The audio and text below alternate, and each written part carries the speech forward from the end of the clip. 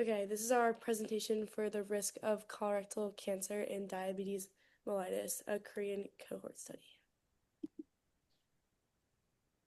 Oh, Okay, so cancer serves as one of the leading causes of deaths across the world, with cases rising in accordance with population growth, aging, and poor lifestyles. Colorectal cancer has been identified through regular screenings, beginning as early as 45 years old. Common methods include colonoscopies, fecal immunochemical tests, or the FIT tests, stool DNA tests, flexible sigmoid oscopies, or CT or colonographies. And although age and genetic predispositions can cause increased risks, a healthy diet consisting of fruits, vegetables, whole grains, and foods rich in calcium and vitamin D are essential. And specifically in Korea, there has been a particular escalation in colorectal cases with attributing factors such as the ones I mentioned across the region, increasing the risk of um, getting colorectal cancer.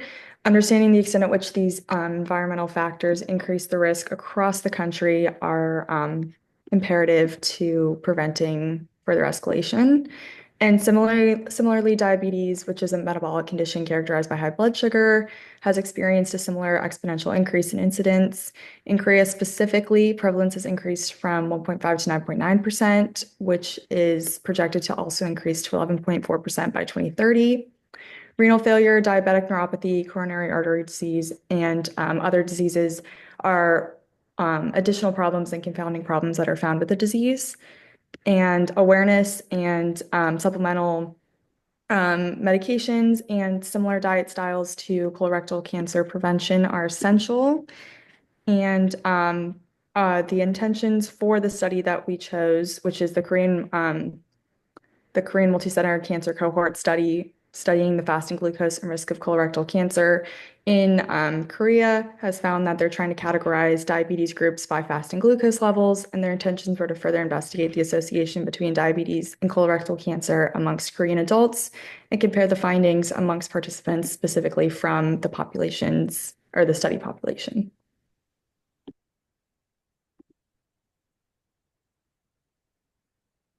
Um, for the method section, the study it draws from the KMCC or Korean Multi-Center Cancer Cohort. Over 2,000 adults were originally recruited across 6 regions between 1993 and 2005. Um, After exclusion for missing data, though, it was only a total of 14,570 participants, 5,883 men, and 8,687 women. Participants had interview-based questionnaires on education, age, smoking, alcohol, physical activity, and medical history. Height and weight were also measured so they could calculate BMI. The blood samples were also taken after fasting, and glucose was measured for the statistical analysis portion of the original described person time enrollment uh, diagnosis, death, or the end of through the end of December 2012. And for the reproduced results, we used the public data set, which was used to mirror the paper to target the same N, which was 14,570.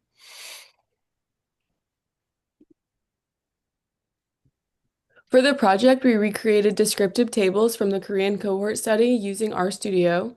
The original study examined colorectal cancer risk across different categories of diabetes history and fasting glucose levels.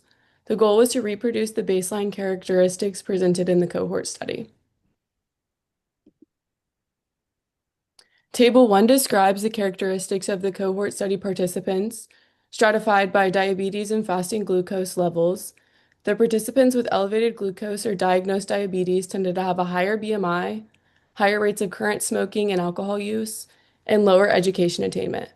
The distribution of age and sex also varied across groups.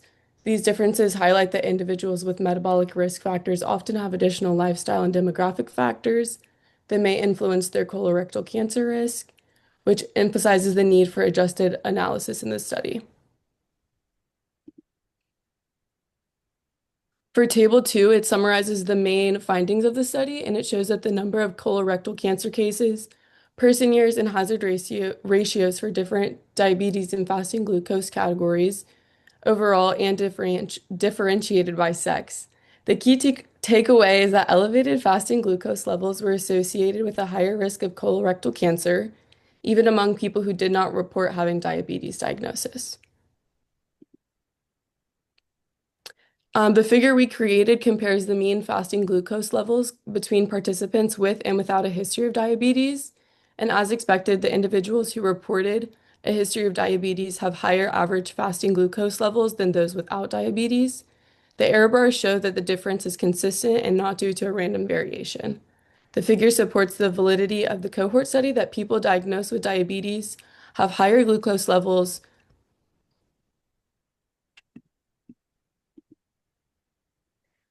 So overall, our results really closely mirrored the findings of the original study. We found that both higher fasting glucose levels and the self-reported diabetes were directly associated with colorectal cancer risk. The small discrepancies in like some of the numbers are likely due to differences in how missing data and continuous variables were processed, details the original article didn't really fully describe. Even with those minor issues, the study proved to be reproducible, and going forward, reproducibility could be strengthened by offering methodological